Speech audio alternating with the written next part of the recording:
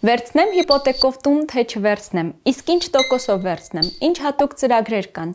այս եւ այլ հարցերի պատասխանները մեր այսօրվա հիպոթեկյան թողարկման մեջ։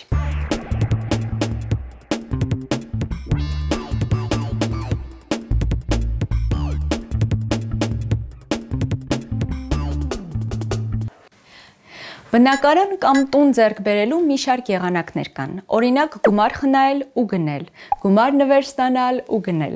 Ամենատարածված եղանակներից է հիպոթեկային վարկով ձեռք բերելը։ Դա նշանակում է, որ դուք ընտրում եք այն տունը կամ բնակարանը, որը ցանկանում եք գնել, այնուհետև տան գումարի մի մասը դուք եք վճարում, իսկ մյուս մասը վճարում է բանկը կամ վարկային կազմակերպությունը։ Վարկն էլ կոչվում է հիպոթեք։ Ամեն երրորդ երիտասարդը մտածում է, թե որտեղ է ապրելու, ինչ տանը, ավելի լավ է վարձել, թե գնել բնակարան։ Հիպոթեք վերցնել, թե չվերցնելու համար կան մի քանի ոսկե կանոններ։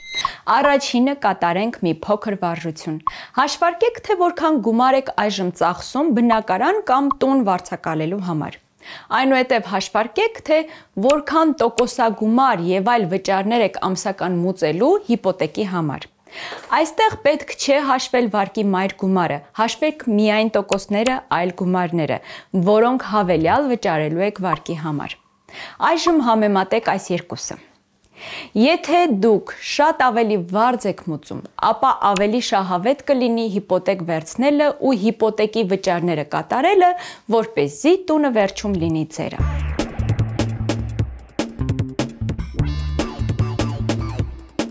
Կարող է ստացվել, որ հիպոթեկն ավելի թանկ է, բայց մեկ է որոշում եք վերցնել, քանի որ այժմ խնայած գումար չունեք, բայց ուզում եք ձեր տունն ունենալ։ Այստեղ էլ կարևոր է դիտարկել ձեր եկամուտը ու տեսնել, կարող եք ձեզ թույլ տալ վերցնել այդ վարկը, թե ոչ։ Կարևոր է, որ հիպոթեկի ամսական մարման գումարը ավելի մեծ չլինի, քան ձեր եկամուտի 30-ից 60%-ը։ Օրինակ, եթե ձեր եկամուտը 300.000 դրամ է, ապա ամսական մարումը չպետք է 180.000 դրամից շատ լինի։ Կարևոր է նաև ձեր միջին եկամուտը հաշվի առնելը, քանզի եկամուտը կարող է տատանվել, այնպես պետք է հաշվարկեք, որ ծանր ամիսներին էլ հնարավոր լինի վարկը մարել։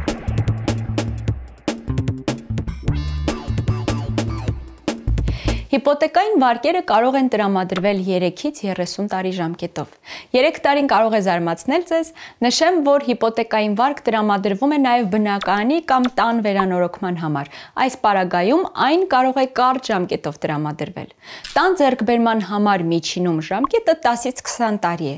Բայց շատ կարևոր է, որ կարող եք հիպոթեկը ժամկետից շուտ էլ մարել, պարտադիր չէ հենց այդ 20 տարում միայն մարել։ Իսկ թե ինչ պայմաններով է լինելու վաղաժամկետ մարումը, կրկին պետք է կարդալ վարկային պայմանագրում։ Կան նաև օրենսդրական սահմանափակումներ։ Հիպոթեկային վարկ տրամադրող կազմակերպությունն իրավունք ունի ձեզնից գանձելու միանվագ տուգանք շուտ մարելու համար, բայց կան նաև առավելագույն սահմանաչափեր։ Օրինակ, եթե առաջին տարում կատարեք վաղաժամկետ մարումը, ապա մարման գումարի 0.6%-ի չափով կլինի տուգանքը, երկրորդ տարում 0.4%-ի եւ երրորդ տարում 0.2%։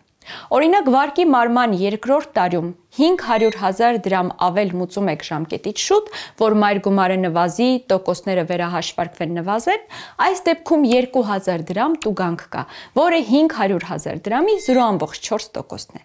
Պետք է համեմատել ավել մուծելիս վճարված տույժը եւ եթե շուտ չմարեիք, ապա վճարվելիք տոկոսագումարը։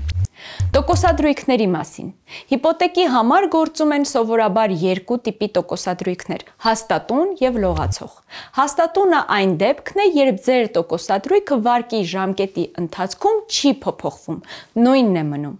Իհարկե կան բացառություններ։ Իսկ լողացողը կարող է փոխվել այդ տոկոսադրույքի հաշվարկման հիմքում եղած այլ գործոնի փոփոխման արդյունքում։ Օրինակ, եթե հիմքում վերաֆինանսավորման տոկոսադրույքն է, իսկ այն բարձրանում է, դրանից հետո հիպոթեկային վարկի տոկոսադրույքը ևս բարձրանում է։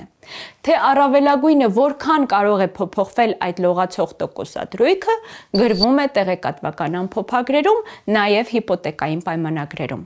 Տեղեկատվական ամփոփագիրը վարկատուի կայքում տեղադրված նյութն է կոնկրետ վարկի վերաբերյալ։ Տոկոսադրույքի փոփոխության դեպքում վարկատուն անպայման պետք է նախապես ծանոթի ձեզ։ Օրինակ էլեկտրոնային նամակ եք ստանում, որ այսինչ օրից նոր տոկոսադրույքը կկազմի այսքան։ Կա նաև հաստատուն ճշգրտվող տոկոսադրույք, դա էլ հետաքրքիր խառնուրդն է նախորդ երկուսի՝ հաստատունի և լողացողի։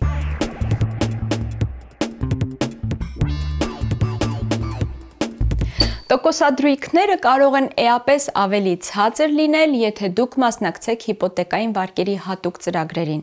Այդ ծրագրերը պարբերաբար թարմացվում են, կարող են լինել երիտասարդ ընտանիքներին տրամադրվող հիպոթեկային վարկեր, զինծառայողների համար, բնակարանային պայմանների և էներգոարդյունավետության բարելավման պարագայում կարող են գործել այլ ավելի շահավետ պայմաններ։ Անհրաժեշտ է այդ պահին ուսումնասիրել ու պարզել, թե հատուկ վարկավորման ինչպիսի ծրագրեր են գործում, ստուգել պայմաններն ու հասկանալ, բավարարում եք պայմաններին, թե ոչ։ Հիպոթեկն ընտրելիս շատ կարևոր է դիտարկել նաև վարկի արժույթը։ Արտարժութային ռիսկից խուսափելու համար կարող եք վերցնել հիպոթեկային վարկն այն արժույթով, որով ձեր եկամուտն է։